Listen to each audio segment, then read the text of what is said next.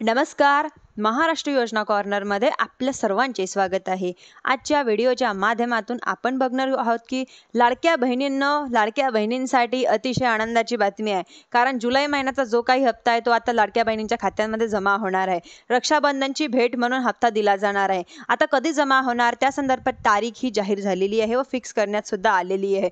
सरकारने अधिकृत माहिती दिलेली आहे व माहिती ही म्हणजे लाडक्या बहिणींना आपण बघणार आहोत की म्हणजेच की महिला व बालविकास मंत्री आदितीताई तटकरे मॅडमनी महत्त्वपूर्ण माहिती दिलेली आहे. लाडक्या बहिणींना रक्षाबंधनची भेट ही दिली जाणार आहे.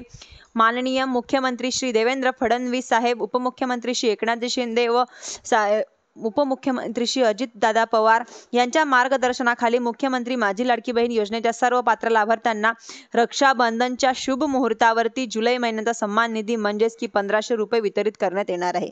रक्षाबंधनच्या पूर्व संदेश म्हणजेच की इथे आपल्याला 9 ऑगस्ट इथे हप्ता मिळणार आहे. 9 ऑगस्ट पर्यंत हप्ता तुमच्या खात्यांमध्ये जमा होणार आहे असे सांगण्यात आले आहे. म्हणजेच की 9 ऑगस्ट लक्षात ठेवा. 9 ऑगस्ट रक्षाबंधनच्या पूर्व संदेश जुलै महिन्याचा जो काही सन्मान निधी आहे तो इथे जमा होणार आहे.